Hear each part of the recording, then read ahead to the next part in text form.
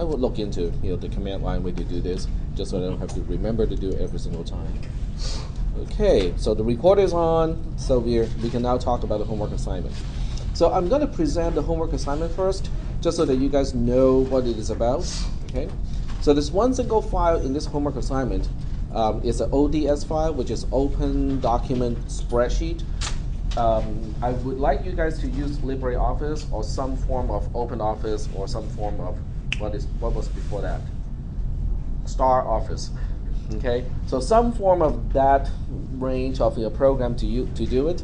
Microsoft Excel can open it, but I would like you guys to use LibreOffice to do it, because there are certain things Microsoft Excel will drop that I would not like to drop. Okay. So I'm gonna save it so that we can take a look at it. Okay, so there we go. Open it here. Okay, so this is your homework assignment, and this is LibreOffice. Very busy. I hate all those buttons, So I'm gonna take those out. So let's take out at least the format one, and we'll probably take out the object toolbar. I mean, there's no need for the object toolbar here. There we go. Okay, so the homework assignment looks exactly like this. We just have to fill in all these blanks. You're like, whoa, there are so many blanks here. So for those of you who can figure out equations or using formulae in a spreadsheet to get this done, it is not against the rules, okay? Because if you can figure out, but it has to be your formula. It cannot be a formula that somebody else derived, and you just go like, oh, okay, I can just use it to fill up the entire spreadsheet, okay? So it has to be your own macros. Yep. How do you know it's ours and not somebody else's? Well, I got ways to tell. I got ways to tell. But the idea is, people who don't do it, manually, or do not derive their own formula to get this done, is only going to suffer in the next exam. Okay, so it's not going to help. Okay, so I would like you guys to work on this by yourself, and for each row you're given 2 numbers, and these are random numbers. So you guys are all going to have a different type of numbers, but they all represent the same kind of situation. These are all 4-bit numbers. In other words, we are considering only using 4 binary digits to represent these particular values. So the first thing I want you to do is to tell me, okay, if the value represented by these 4 bits is 11 when interpreted unsigned, what is it when we want to interpret signed? Now, we haven't talked about signedness yet, okay, but that's part of what the question is asking. So you might want to change the organization. You might want to just answer these 2 cells first, which is basically answering, okay, if I look at n as a binary number, this is the binary number, like 11 is going to be 0. Yep. And then the other one is going to be something else. And I'm just trying to see if this will open up with different random values. You might need to run update for each of you, because it might start with the same numbers. Okay, so I do want you guys to Reopen it and see if it changes. That's right. Okay, so let's close. Yep, random. Okay, very good. But there's a certain pattern to the quote-unquote randomness. Okay, the randomness is only within a certain range. In fact, if you read the equation, it tells you that this is a plus some kind of random number between 0 and 7. So the randomness is not actually true random. It's really just within a certain range kind of random. Okay, so you might want to look at the binary representation first. So look at the binary representation of n. 13 is 1, 1, 0, 1, okay, and 9 is 1, 0, 0, 1. So look at the binary representation first, and then you go back and answer the questions of, okay, if I look at it as a signed number, what is it going to be? If I look at it as a signed number, what is it going to be? So n has its own signed value, m has its own signed value as well. Yep. If they are random, how are you going to tell that those are the numbers we did? Or, like, when I submit it in, how it's going to change when you view it, right? You are right about that. That is true. So we need some way to lock it down. I can just add 2 more columns, so you have to copy the number. Yes. And it's going to change when you do the homework too. So that's the other thing. Okay, let me see if I can do this. Okay, if I save it and reopen it, is that going to change?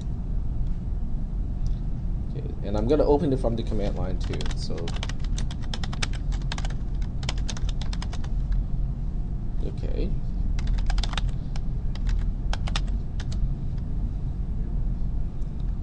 So I might have defeated myself.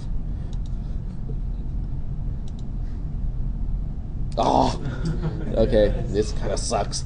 Okay. I can look for consistency between all these numbers, okay? But that means you have to do the homework in one single session, because if you save the file and then try to open it again, it's not going to be the same. Wait. Does that mean that when you get it from us and open it, it will no longer save? Well, these numbers will no longer be the same, but I can look for consistency of everything else. You just add another column at the end that has what it originally was. Isn't there a way to just like copy and paste, and then copying just the text and then pasting that over the? You can do that. Like a text Yeah, file. just instead of having the code for whatever generates 10, you just type in 10 in that box. And then just do Yeah, you want us to that. mark Yeah. it after the first time? Yeah, okay, we can do that. So we can add 2 more columns. Okay. And we'll just say copy columns A, B, here. So do that first. Okay. So copy of N, copy of M. There we go. So would that work? Okay. So I have to save the file, re-upload it, because the one on Moodle is not doesn't have this. Okay. So this is the key. So well, good job. You guys spotted the potential problem with this homework assignment. And here I thought, hey, this is really cool. Everybody gets a different homework assignment. It was cool, except there's one little thing about it that makes it very difficult to grade. Alright, so it's called flags. And it should be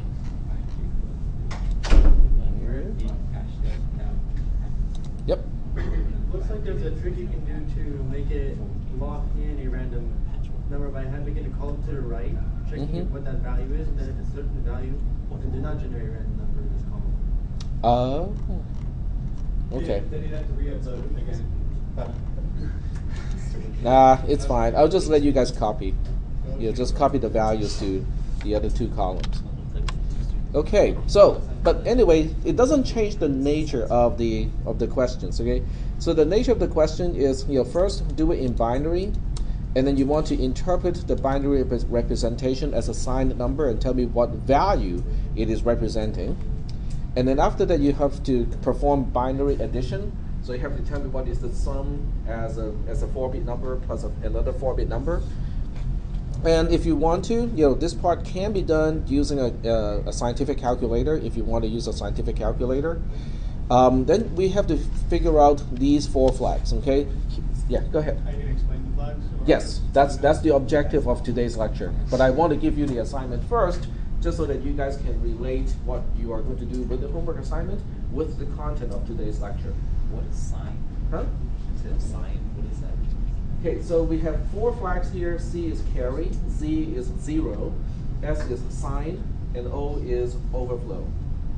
So those are exactly the same name used by the i386 processor. So this really ties into what you guys are going to do when we get to assembly language programming. Okay. There's also a binary difference. So instead of adding, this is the difference, and I want you to do it in binary. Okay, because I want a 4-bit binary number in this column, and then we'll have the borrow flag after the subtraction, the 0 flag after the subtraction, the sign flag after the subtraction, and the overflow flag after the subtraction. Yes. Are we subtracting n from m? Yes, we are subtracting n. We're subtracting m from n. M from n. Right. So I will make it. Okay. Let's. I'll just kind of add here because I don't want to have to re-upload the spreadsheet.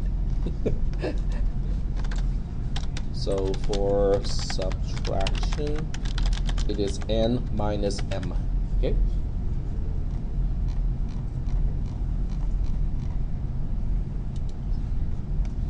I could have made it not specified, as long as within the spreadsheet you are self-consistent, it will still be fine. I can spot, whether it's self-consistent or not. Okay. All right. So 2 more columns to go. So the last 2 columns are actually really important because it relates back to what you already know in C and C++, which is under the signed interpretation is n less than m. In unsigned interpretation, and then in signed interpretation is n less than m. So for all the answers either true or false, you just answer with a 0 or 1. A 0 means false, a 1 means true. Is that okay? All right. So for those of you who have figured out, okay, I think I can get this done using formulae in a spreadsheet, you can use formulae. You don't have to do it by hand. You might have to go through a few rows just to figure out the pattern before you go like, oh, okay, I think I get it now. Okay. It doesn't hurt to do everything by hand either, just so that you know how to do it by hand. You can do it quicker. Okay. All right. So let's go ahead and talk about all of these things, starting with the signed value in base 10. Okay. So the given values are all unsigned. So how do we figure out the actual quote-unquote signed value in base 10? This sounds really difficult, but it's very easy, okay? Because the only one thing that makes it very confusing for us is we think of numbers as a number line, okay? From which grade do you learn that, okay, here's the number line representing the values? Kindergarten? Okay. Well, they got it all wrong. If they were trying to train programmers, they have to say, okay, it's not a number line, it is a number circle. Okay, because given a fixed number of bits, you can only have a fixed number of 0 and 1 combinations of zeros and ones. Does it make sense?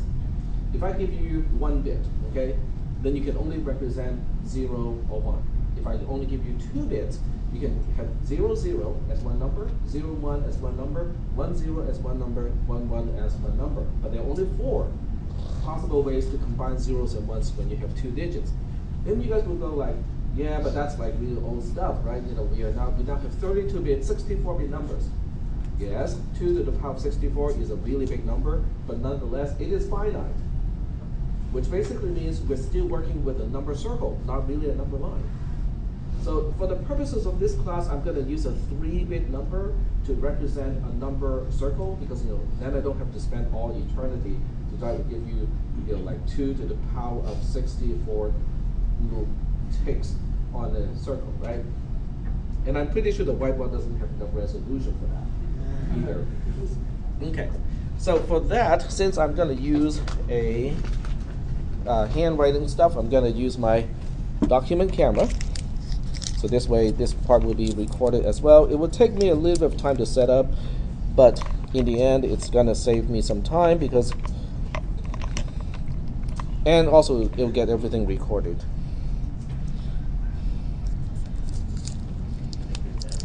Some people claim that I'm setting up students, to fail because now that you guys are used to not having to take your own notes, the next time you take another class from somebody else, you go like, I don't have to take any notes. It's all going to be recorded.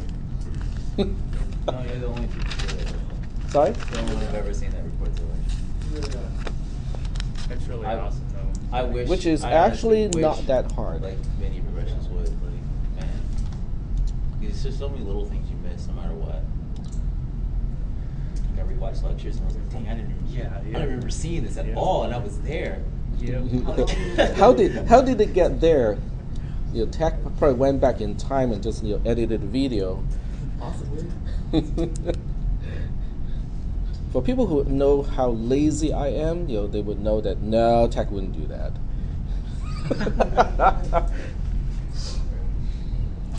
All right, so let's talk about a number line instead of a number, well, number circle instead of a number line.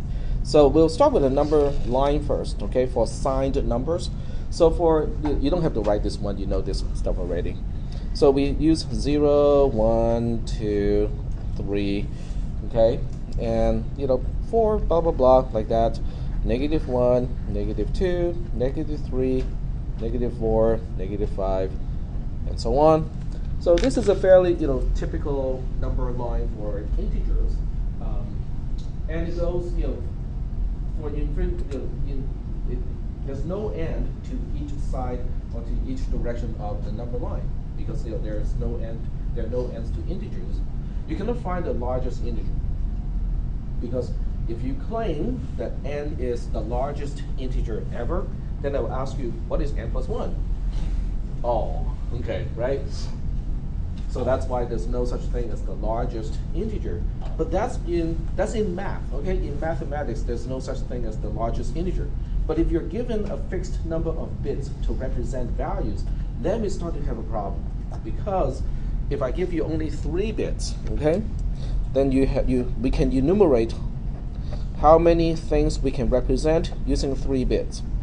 Oops. Yep. 1, 0, 0, 1, 0, 1. There we go. Okay.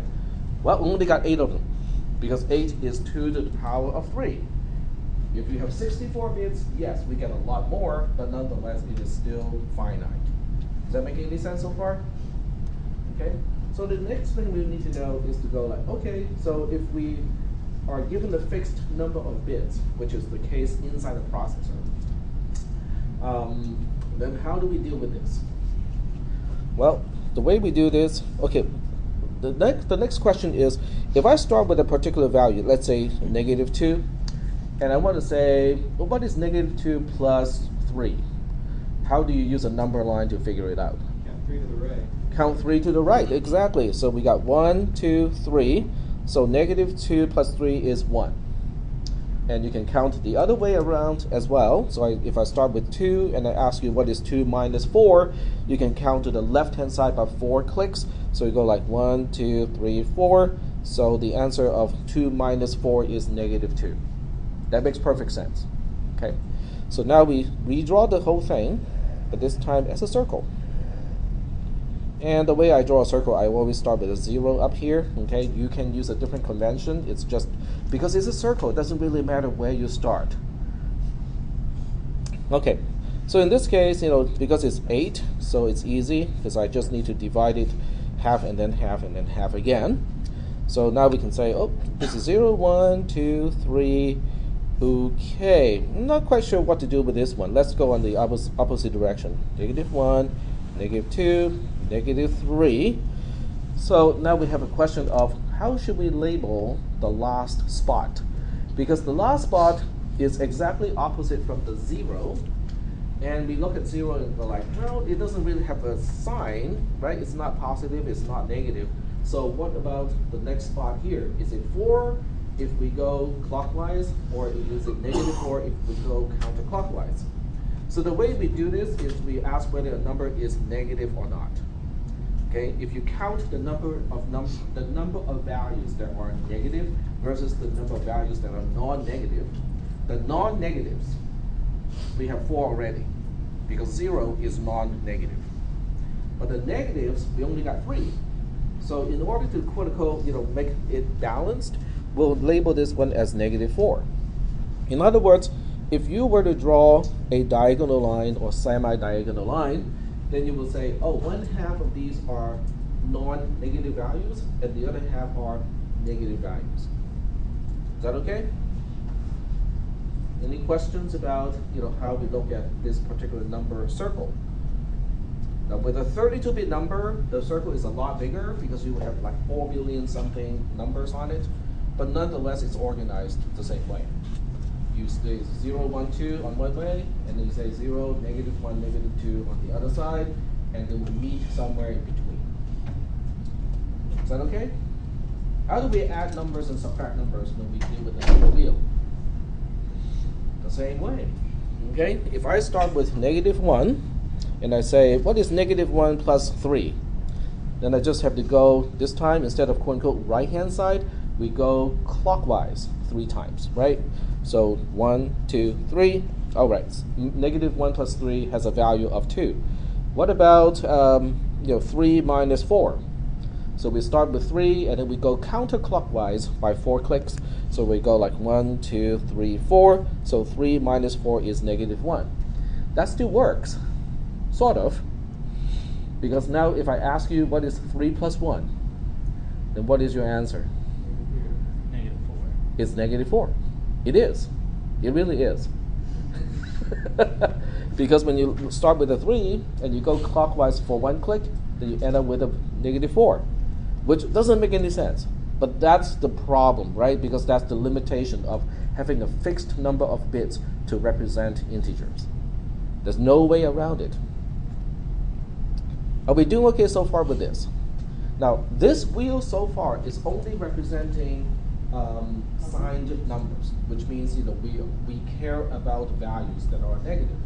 So in cases where you do not really care about values that are negative, because there are certain parts of a program that you may not encounter anything that is negative, then you can say, oh, you know what? I don't really need to represent -4 all the way down to -1. So I'm going to use this spot to represent 4, 5, 6, and 7, which is fine. That's the unsigned interpretation, as opposed to the signed interpretation.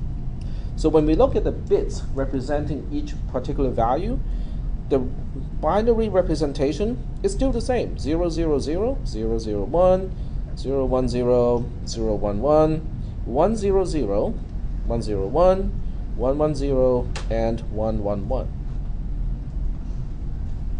There's assigning meaning to those binary. Exactly. I'm pretty sure some of you still remember the picture from day 1 of this class. Remember the seven samurai? Yep. Okay. So we are looking at things that can be represented in hardware. Okay. These 3 transistors are all off. Okay. Or these 3 gates are all they're all outputting low voltages. Okay. As opposed to we got 1 gate outputting a 1 gate outputting a 0, and another gate outputting a 1.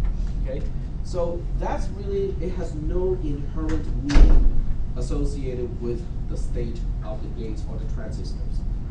It is just us interpreting that.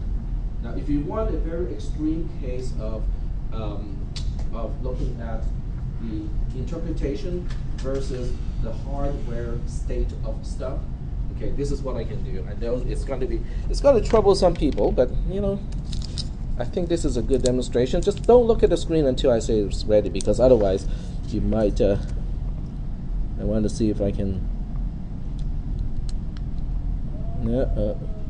I'm trying to see the pixels. I'm not sure how close this thing can focus. Okay, so there we go. So you can see the pixelation, sort of, right? So if I ask you what are you looking at, you cannot tell me, because we are looking at a very small portion of the screen. And if you really like recursion, we can do recursion here. So let me refocus first. Whoa, look at that. I'm recording all of this, yes.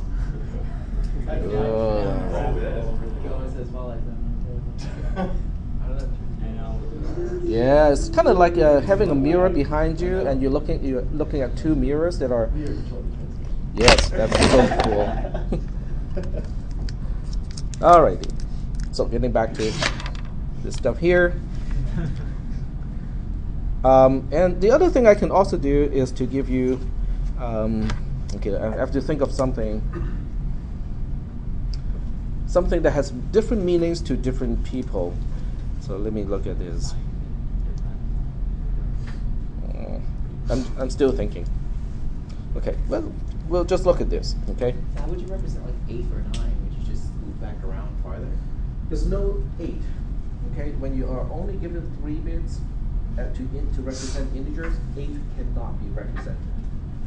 You can only represent in unsigned interpretation, you can only represent values from 0 to 7. If you want the signed interpretation, as you can see here, you can only represent values from -4 to +3. Okay, so you have a definite range of values that can be represented. Okay, so I want you to kind of look at this part of the screen, this part here, and tell me what you see. Some people say, I see just a little line segment, horizontal. I see a doodle. You see a doodle, okay, it has no particular meaning. I see the Chinese character that represents 1, okay. Some people may see just a dash, okay. Sorry? Yep, yep, so it has different meaning to different people, because we are the people, you know, we don't need it to have any particular meaning until we need to use it, right?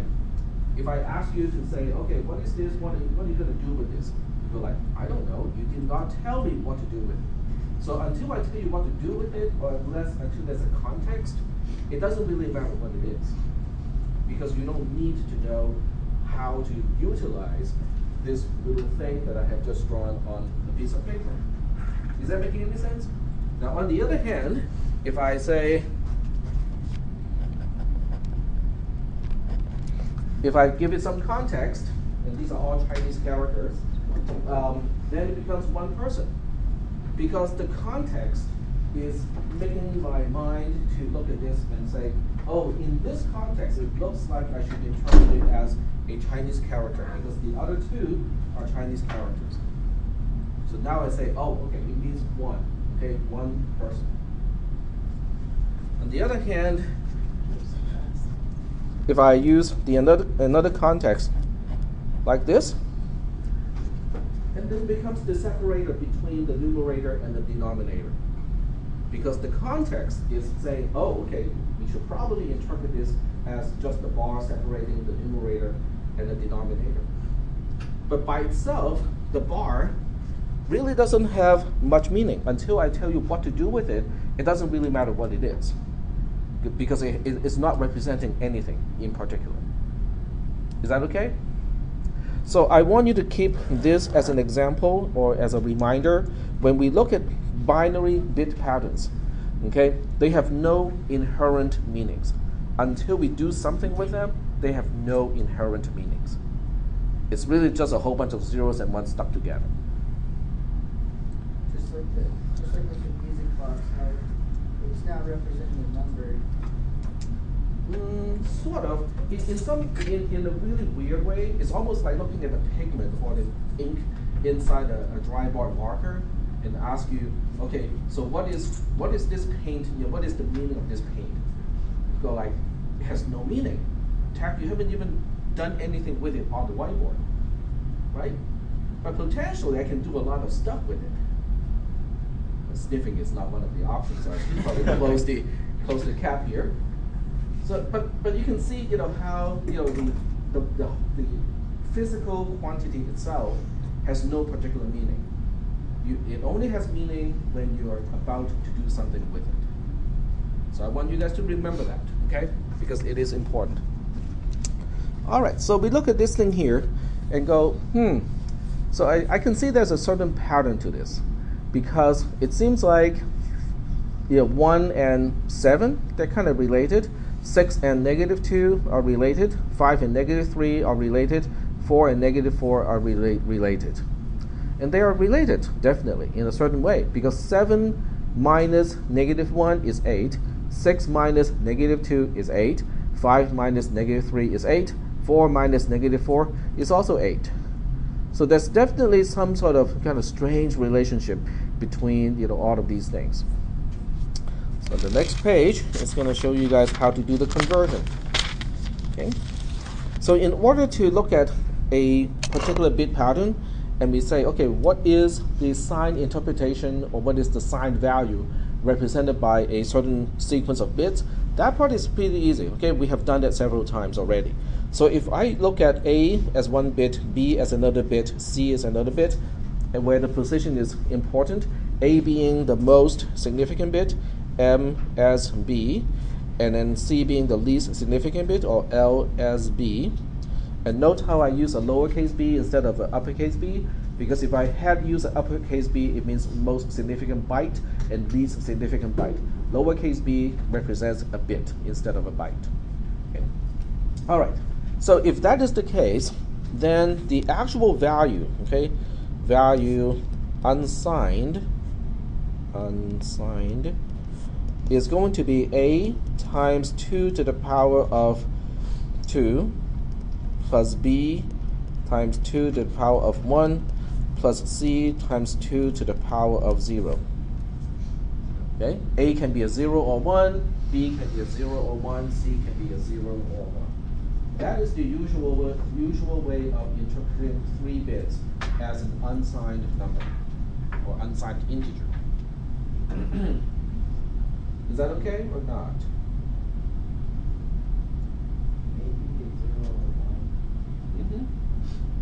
A, B, C are just representing 3 individual binary digits. Yeah, they're all binary digits. So it's always going to be positive then. But because I choose to use the unsigned interpretation, that's why they're always non-negative. Okay? All right? So this part is easy. So the question now is, if I only have 3 bits, okay, if I only have zeros and ones, how am I going to represent negative values? What do you think? If I use the signed interpretation as a starting point, is there a way to say, oh, okay, if this is the starting point, I can figure out the signed interpretation of the same bit pattern? Would you say like 3 minus or 1 minus 3? Okay, you would need some kind of conditional statement. Go ahead. Use the most significant bit to determine sign. Use the most significant bit to determine sign. How about this? How about we look at this? You're correct, okay? But I want to kind of make people think about this in a more kind of programmatic way. Okay, so we'll redraw this circle, okay? Oh, 0, the 1, 2, 3, and then -1, -2. But if, let's say that we start with an unsigned values. In other words, we start with 4, 5, 6, 7. How do I figure out the counterpart of these 4 particular values? Okay, so I'm going to use u here to represent the signed interpretation. So u is truly just a times 2 to the power of 2 plus b times 2 to the power of 1 plus c times 2 to the power of 0. Okay, this is how I define u as a value. Is that okay so far? So u can only go from 0 to 7. Does that make any sense? Because the largest value you can represent is 4 plus 2 plus 1, which is 7. Okay? So now I specified like some pseudo C code, okay? And I say if u is greater than, it's always greater than 0. So if I can say if it's greater than 3, then I will do the following. The signed interpretation or the signed value represented by the same sequence of 3 bits is going to be what? Tell me how I convert 4 into -4, 5 into -3, 6 into -2, and 7 into -1. What is an expression I can use in this case to do that conversion? Hmm? 4 minus. I know u is greater than 3 already, so it's between 4 and 7. Well, 7 minus 3 is 4. Okay. So we have some kind of negation going on, and we need u to be on this side, right? Because as u increases, the actual signed value is kind of decreasing.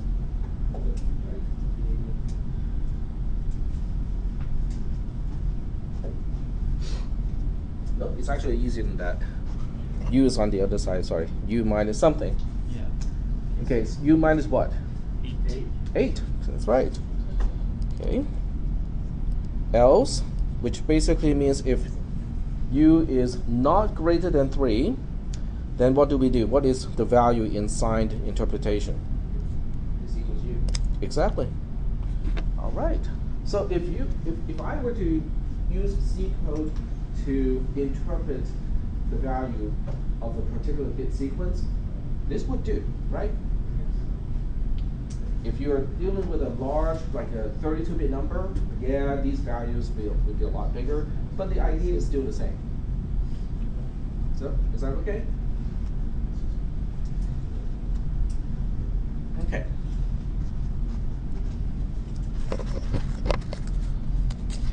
So then on the next page, we'll introduce negation, okay? Negation is not, it's just arithmetic negation. It's not negation in logic. So we are talking about the negation of 8 is just -8. Okay? So on the right-hand side, because the minus sign is on the outside of the parenthesis, it is the negation operator. And then on the left-hand side, -8 is just the value, -8 itself. So if I say, what is the negation of -8? Well, we get 8 back. Is that okay so far? Okay.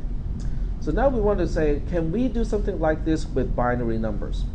Because with binary numbers, they're all zeros and ones.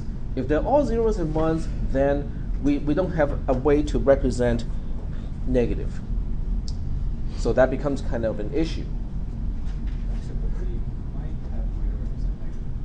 Or to detect negation. Okay, so we're going to define this. Okay, so I'll define C2, which is 2's complement, as the following. Okay, X has to be a certain bit pattern here. So this is going to be defined as C1, or 1's complement of X plus 1. The 1's complement, if you remember your C operator, is represented by the tilde symbol. And this plus 1 is arithmetic plus 1, is not or 1. Okay? And that is, quote unquote, by definition, 2's complement. Okay, so let's try it out. Okay, let's figure out whether this works or not.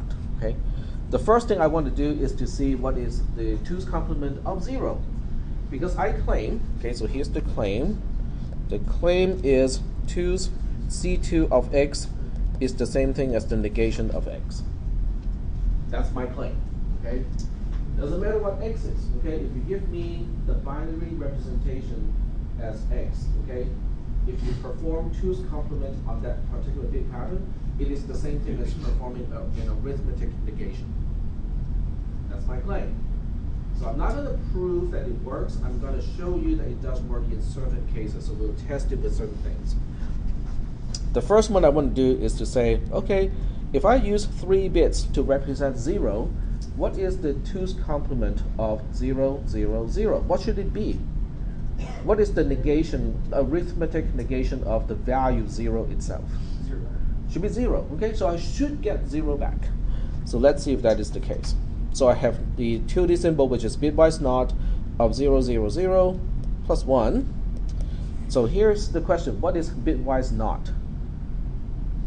Bitwise not means we are changing each individual bit to its opposite. Okay, so if the first bit is a 0, you turn that into a 1. If the second bit is a 0, you turn that into a 1. If the third bit is a 0, you turn it into a 1. So you're performing logical negation on a per bit basis, and that's why it's called 1's complement or bitwise not. They mean exactly the same thing. So in this case, we end up with 1, 1, 1 as a binary number, and then do a plus 1 over here. And then some people will go like, okay, so Tack, you're wrong, because this is definitely not 0. Well, I beg to differ. This really is 0. It's 0 with a carry, but the carry is not represented as a part of the number. So when you perform these operations, you are dealing with a fixed bit width operation. If I claim everything is a 3-bit number, then you're only confined to represent the least significant 3 bits of the results. Is that why we have a flag for carry? Well, the carry flag has a meaning, but in this case, it serves a purpose in certain operations, but in this case, it does not. Is that okay so far? Because when you perform binary addition, 1, 1, 1 as a base 2 number, plus 1. 1 plus 1 is a 0 with a carry. 0 plus 0 is 0. 1 plus 0 is a 1. 1 plus 1 is a 0 with a carry. And then here we have 1 plus 0, which is a 1. 1 plus 1 is 1 with a result of 0 and a carry of 1. So the final result is actually just 0, 0, 0, because I only care about 3 bits, okay? The carry is some extra things. It is not useful in this case. Are we doing okay so far with this? Okay? But I am not buying this because 0 may be just a special case. So now we want to say, okay, so if 2's complement is truly the same thing as the negation, the arithmetic negation of a value, then the following should hold true as well. In other words, if I want to perform x minus y, it should be the same thing as x plus the negation of y. Is that making any sense? Okay, so we want to check whether that is the case or not. Okay. All right, so we'll try with actual values. Okay, we'll check it out and say, okay, does it actually work? But we have to be careful to use values that can be represented by 3 bits, because otherwise, we'll have a problem. Okay. 2 minus 3 should work, right? 2 can be represented in 3 bits, 3 can be represented in 3 bits, and the result, which is -1, can also be represented in 3 bits. So we'll try this out. Okay, we want to perform 2 minus 3, but instead of doing the subtraction, like 0, 1, 0 minus 0, 1, 1, we want to do it this way. We want to turn this into an addition, but using 2's complement as a result. So we want to turn this into 2 plus, and then the 2's complement of 3. Is that okay? Because I claim that negation and 2's complement are exactly the same thing. So this equation should work out too. So now we change everything into binary. 2 is 0, 1, 0 in base 2.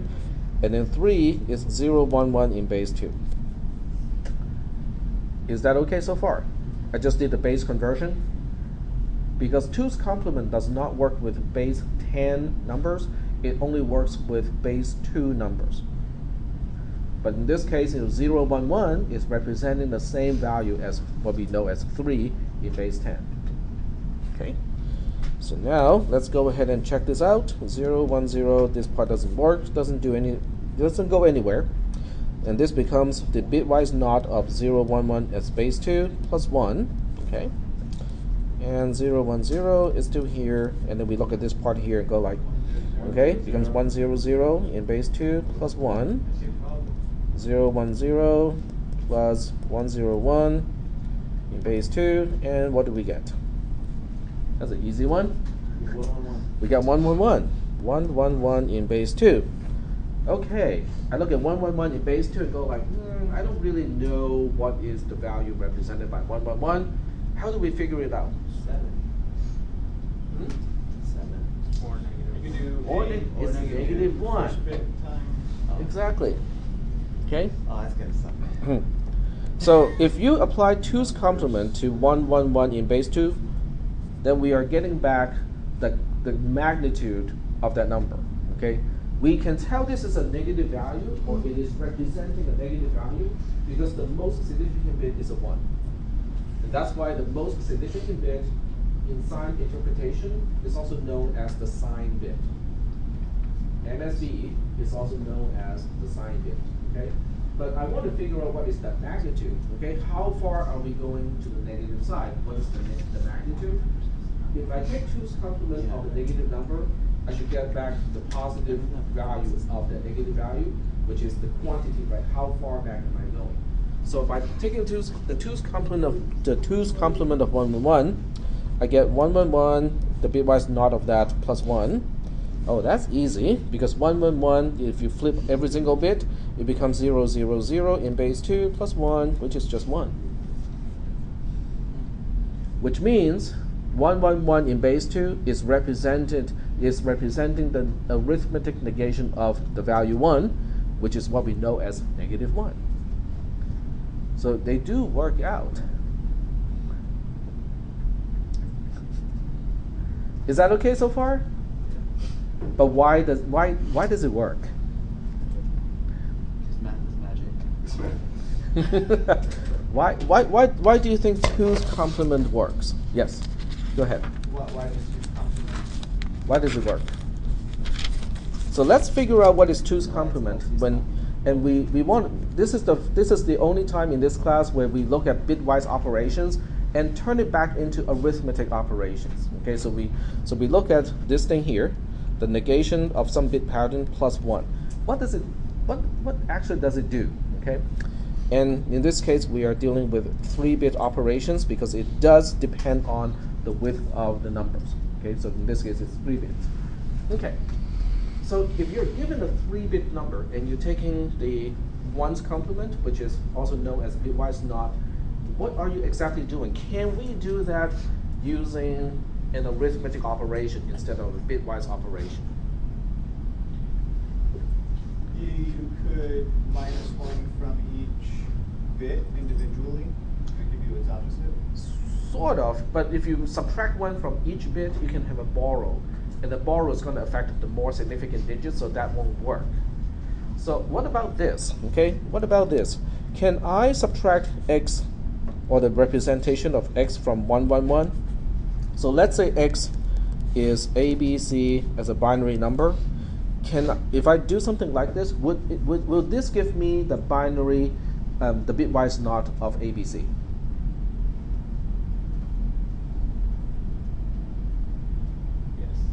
Yes, because 1 minus c is going to be a 0 if c is 1. Okay, that's negation. 1 minus c is a 1 if c is 0. That's negation, right? Is that okay? Okay, let me just do this one more time. 1 minus 0 is a 1. 1 minus 1 is a 0. In other words, if I just look at one slice or one column, 1 minus whatever bit is the negation of that bit. So you have technically your -0 and -1 added to 1. Correct. But this process will never have a borrow either. Because 1 minus whatever cannot yield a borrow. How do we know that? How do we know that 1 minus whatever cannot yield a borrow? Because we know the borrow of x minus y is what? Which one do we negate? Is that right? So if x, which is this number here, if x is 1, then the negation of 1 is a 0, so it doesn't even matter what y is, the borrow is always going to be a 0. Oh, okay. So that means this will actually work out, because 1 minus c is the negation of c, 1 minus b is the negation of b, 1 minus a is the negation of a. Hey, we got bitwise not. But I can turn it into a bitwise operation. I can turn a bitwise operation into an arithmetic operation. Is that okay? All right. So that means this whole thing is 1, 1, 1 in base 2 minus whatever bit pattern x is represented plus 1. Okay. And by the way, what is 1, 1, 1 in base 2? It's representing the value 7, right? 1, 1, 1 is representing 7. So it becomes 7 minus x, the whole thing plus 1. And if I move the plus 1 next to the 7, what do I get? 8. We have 8 minus x. Haven't we seen this before, except it wasn't called x, it was called u before?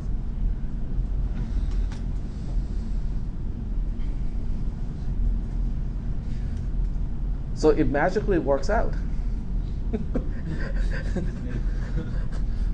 Who comes up with this stuff? Like, I mean, it's really, really, really smart.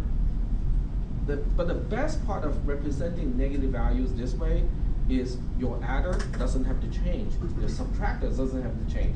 You keep using the same adder when you're dealing with signed numbers or unsigned numbers. You can keep using the same subtractor whether you're dealing with signed numbers or unsigned numbers. It doesn't matter. So addition and subtraction are insensitive to whether a number is signed or not. Multiplication and division, they do. Okay, they are sensitive to whether the numbers are signed or not. Is that okay so far? Yep.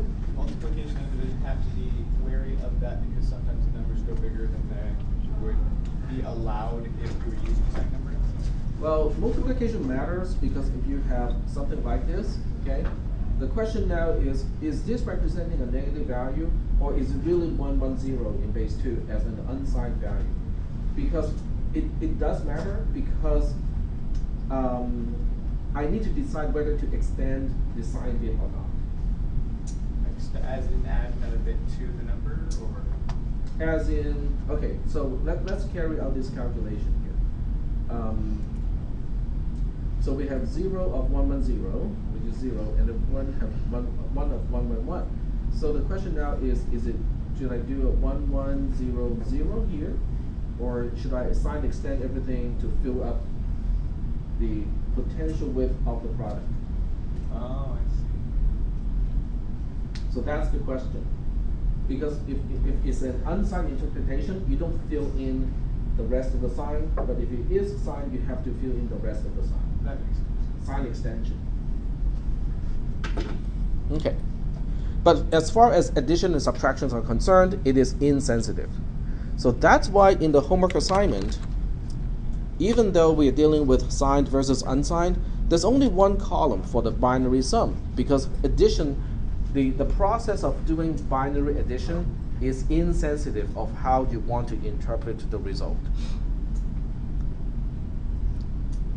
Okay, and the same thing applies to binary subtraction. There's only one column for binary subtraction because it is also insensitive of how you want to interpret the result of the subtraction.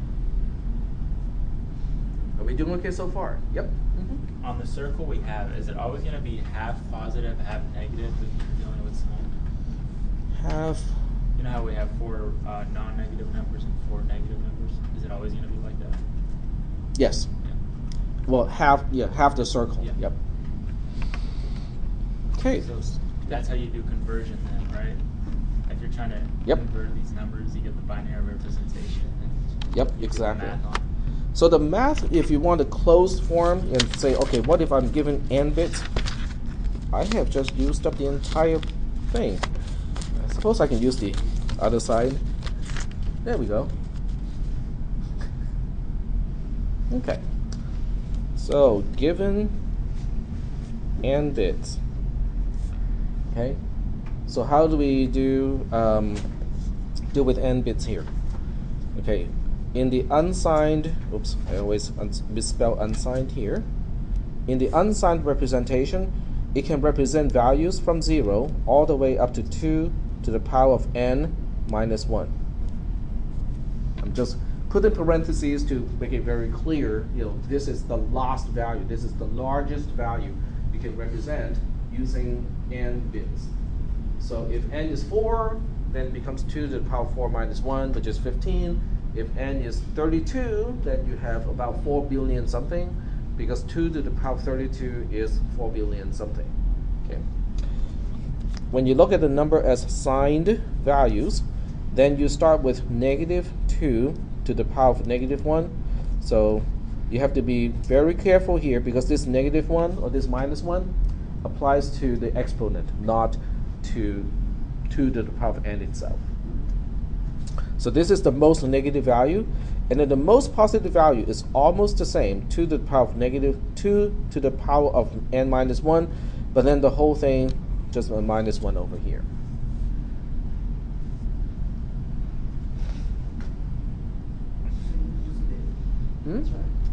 You don't lose a value because that's 0. 0 is taking one spot. No, I'm saying you lose a bit. Because one bit is used to indicate, quote unquote, to indicate the sign. But it makes sense because you lose half a circle to negative values. Is that okay? All right, cool.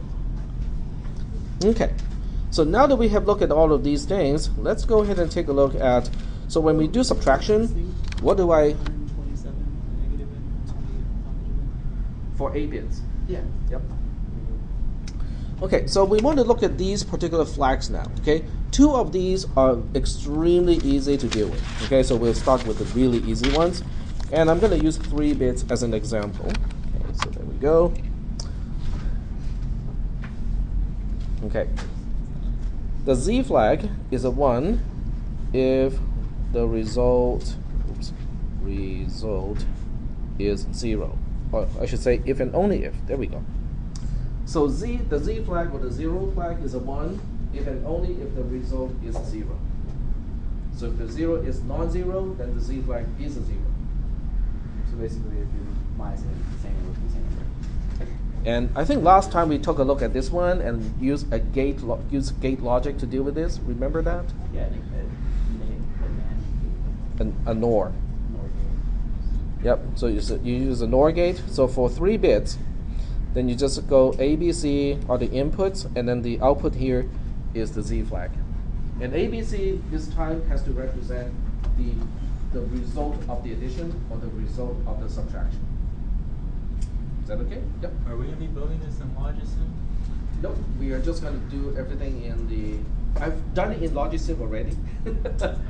I've updated the ALU circuitry to also include all the flags. But those are all in 8 bits. So you can hack it to help with your homework assignment. But it's not by design going to give you the answer to the homework. Well, I think if you understand how to do it, how to hack the new ALU with all the flags already to work with the homework assignment, you probably understand the material to begin with, because otherwise you won't be able to hack it to make it work. Okay. So this is the Z flag. Okay. Are there any questions? What if I'm dealing with a 64-bit addition or a 64-bit subtraction? Well, then you have 64 lines going into the big, huge NOR gate. That's it. Because it only takes 1 within the result. It only takes 1 bit to be a 1 in order to turn the Z flag into a 0. That's the idea. Is that okay? So that's the easy one. The sign flag is even easier. The sign flag is the most significant bit of the result. Just a copy of it. So if you look at the binary representation of an addition or a subtraction, the most significant bit, if it is a 1, then the sign flag is a 1. If the most significant bit is a 0, then the sign flag is a 0. But you do have to remember when we talk about the most significant bit, in case of 3-bit operations, we are talking about bit 2, because we count from 0. Is that okay? So when you look at ABC plus DEF, okay, I'm not even going to go through the addition here. Whatever ends up here, X, Y, Z, okay, this is our sign flag. It doesn't matter whether it has carry or not. We just look at the most significant bit. And then you use a big NOR gate here. You feed X, Y, Z into it. Whatever comes out of here is our Z flag, the 0 flag. So these two are easy. Any questions about the sign flag or the Z flag? Okay, let's switch back to the homework assignment a little bit. What about this guy here, the C flag, the carry flag? Do we need any explanation of the carry flag? Yeah, go ahead. If there's a carry, it's a 1. If there's no carry, it's a 0. Yep, exactly. What about the B flag? The borrow flag, exactly, of the most significant digit, right? How are we going to have carry if we're subtracting the numbers? Sorry? How are we going to have You carry? have a borrow. How? You have a borrow. I know we have borrows, yeah. We have a Why do you binary. have the carry? We have a Because the binary. carries for addition. Yeah, we're So the doing both. carry- Oh, we're doing addition. Borrow We're adding and are- subtracting somewhere? Yeah, we're adding on the first columns and subtracting on the second column. Oh, okay. So the carry. Oh, sum and borrow difference. are the same. Yeah. Oh, yeah. The borrow flag and the carry flag, internal to the processor, they're considered the same flag. Can't see my brain on. Okay, so that leaves only one flag that is really kind of hard to do, right? Okay, are there any questions about the first 3 flags? The carry flag is really just the extra carry flag that cannot be represented as a part of the number. The borrow flag is basically the same thing, but after subtraction, you have an extra borrow flag after the most significant digit.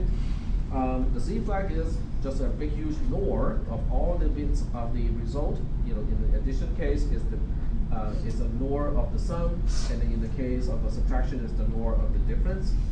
The sign bit is even easier. You just copy the most significant bit of the result, and that becomes the sign bit.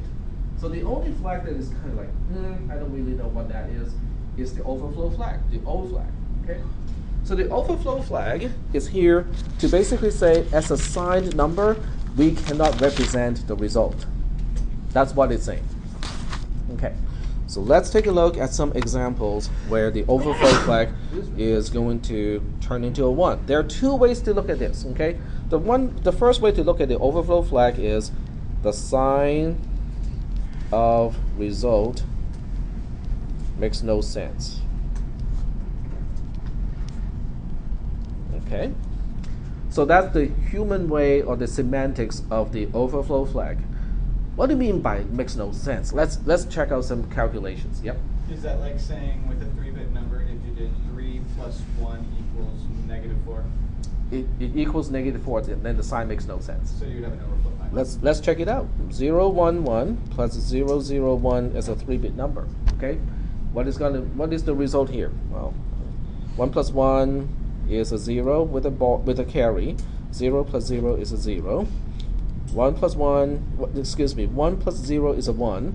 1 plus 1 is a 0 with a carry. 0 plus 0 is a 0. 0 plus 1 is a 1. And in this case, we have no extra carry in the end here.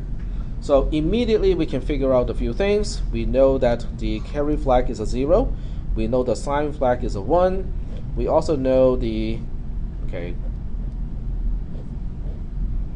Z flag is a 0. Okay. So now the question is, what exactly is the overflow flag? Well, when you are adding two non-negative values and you end up with a negative value, the sign of the result does not make any sense. So as a result, the overflow flag is a 1 in this case, using the semantics of the overflow flag. Yep. Can you put this in an AND gate where you have two negated inputs and one regular one? To compute the overflow? Yeah, the Yeah. first two to check the sign Yes. of the first two. Yep. The- But this is not the only scenario where the sign does not make sense. Yep. Go ahead. Does overflow apply for subtraction too? So -4 It also applies to subtraction, but when it applies to subtraction, it's a slightly different pattern. Yep. When overflow activates, what does it do with the number it gets? Does it like increase the bit width and? Nope. It just turns on the flag and say that, you know, there are not enough bits to represent the result. So that depends on whoever coded it, what they want to do with that overflow flag. Yeah, but most of the time the overflow flag is not used to warn people and say that the result cannot be stored. It is actually used as a part of comparison. So it's not as useful in addition, it's more useful in subtraction. Okay, but I can give you another example where, you know, there's an overflow situation. We can look at this one here. Okay, so we can say, what about 1, 0, 0 plus 1, 1, 1? Okay, 1, 0, 0 is representing -4. 1, 1, 1 represents -1. So when you add -4 to -1, you should get -5. But we know -5 is not on that number wheel for 3 bits. So we know that the result of the addition cannot be stored as a 3-bit number, and as a result, the overflow flag should be set. So let's check out the actual binary addition first. Okay, this one is easy. I'm not going to do the longhand anymore. 0 plus 1 is 1, 0 plus 1 is 1, 1 plus 1 is a 0. Then we have an extra carry here. So this is my carry, this is my sign bit. Okay, you feed all 3 into a NOR gate, you end up with a 1 as the 0 as your Z flag. Okay, so these 3 are easy to figure out. Okay, the C flag, carry flag, the sign flag, and the Z flag, they're all easy to figure out. So now the question is, what is the overflow flag? The overflow flag is also a 1 in this case, because when you add 2 negative values and you end up with a non-negative value, the sign of the result does not make sense. Yep, go ahead. So I get how it works. Is there a way to implement it in Logisim so that you can actually see how? Yep, there's a way. Overflow is. So if you have to use the carry bit and the most significant, right? Yeah, well, let's see. So if I add a 3-bit number ABC to another 3-bit number DEF, and I end up with XYZ, can we utilize just the designated bits already on board to compute overflow? Because it looks like it only depends on the sign flags of the numbers that you start with and the sign flag of the result. It does not depend on the carry flag. It does not depend on the Z flag. So assuming you're adding, they should be the same. Assuming you're adding, they should never change.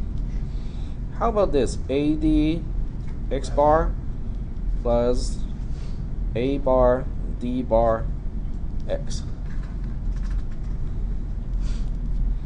Would that work? So in this case, the overflow flag is going to be a 1 if this is 1 or if this is a 1. So let's consider each case separately. Let's consider the left-hand side of the plus, which is the OR in this case.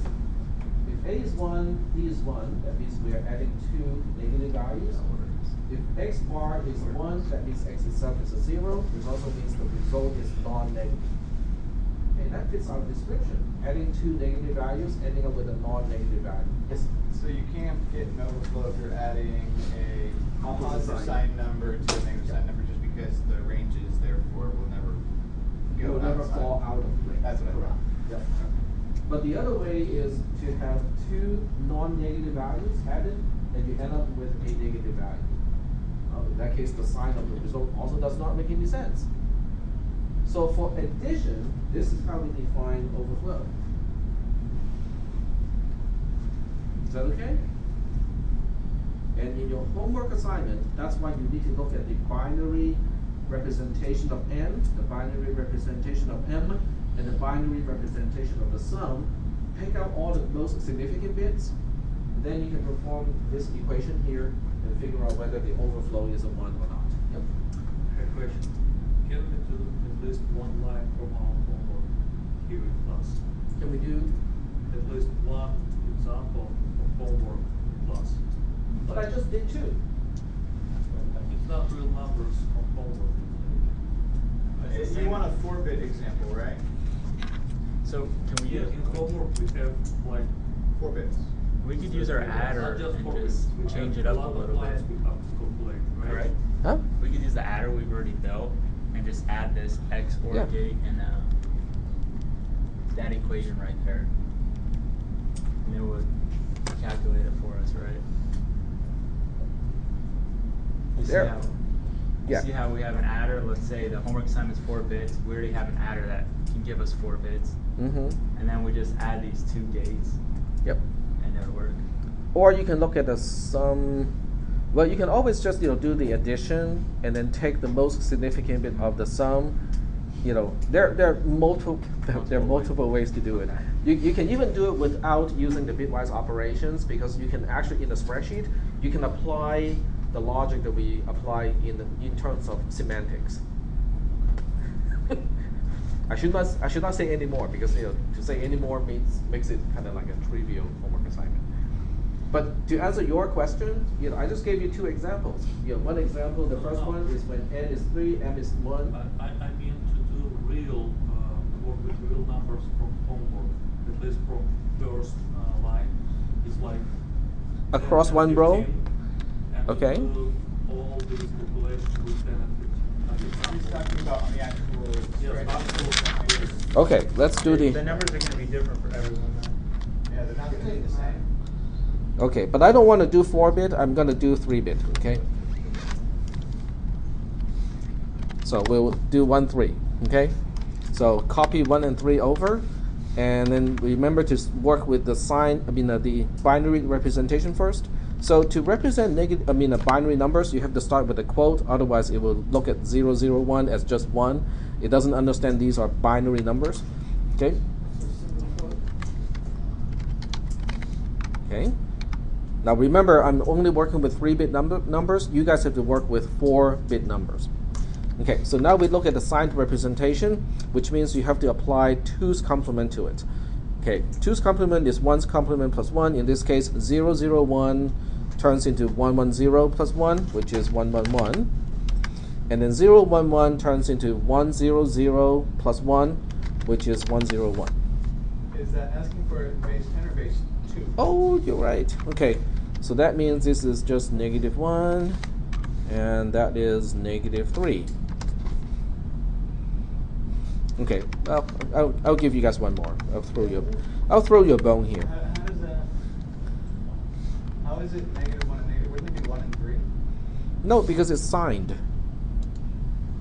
You're looking at the binary representation of the same thing here, but you're interpreting the bit pattern as signed. Yes. So isn't the bit pattern just 0, 0, 1, which would be 1 positive? If we're just interpreting- For which column? Column G. For column. Okay, I'm gonna do this to make it a little bit easier to deal with because I can't look at the header without scrolling. There we go. Yeah, they should both be positive.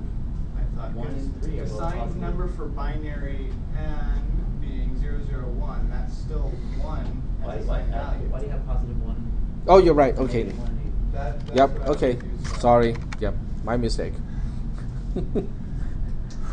That is.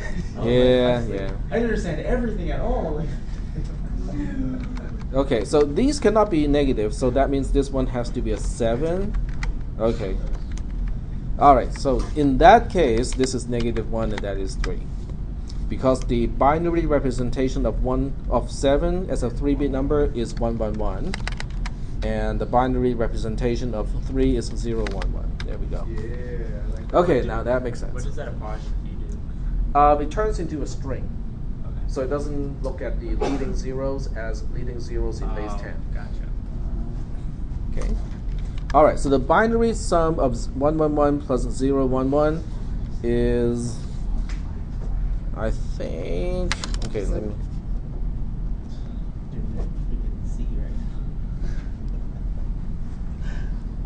It's 010 like that, and the addition has a result of a carry of 1, a z flag of a 0, sign flag is a 0.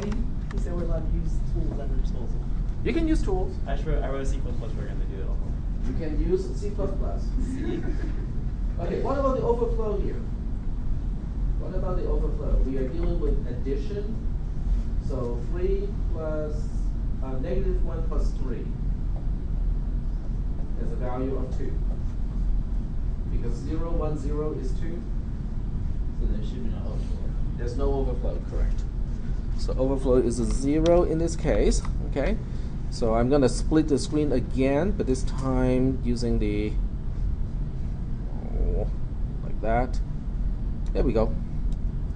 Okay, so we look at the binary difference. Okay, so we are looking at, in this case, 111 minus 011. Okay, that's an easy one. It's just 100. Okay, do we end up with a borrow? Nope. Is the result 0? Nope. Do we have a sign flag on in the difference? Do we have an overflow? There you go. So now we look at the comparison. Okay, unsigned interpretation, which is basically literally is asking you, is n less than m? Is 7 less than 3? Okay. And in the signed interpretation, it's asking, is -1 less than 3? Yes. There we go. So that's how we filled in one single row using the 3-bit interpretation. Yep. So there's one more thing. Let's see. We still have 1 minute and a half or so. So the last part is the most important part, okay? Because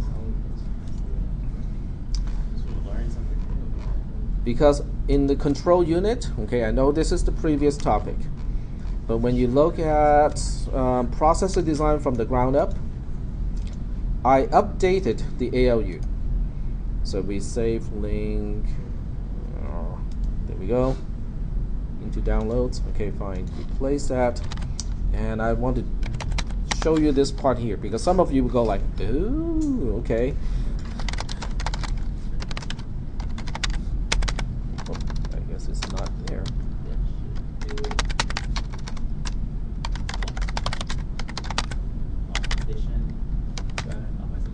Okay.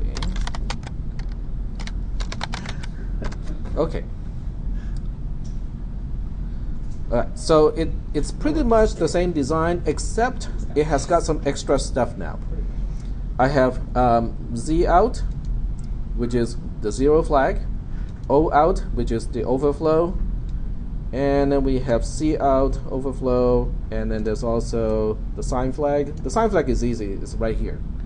So if you want to borrow my solution, you're more than welcome to download this new version of the ALU and use it to help you, answer the question.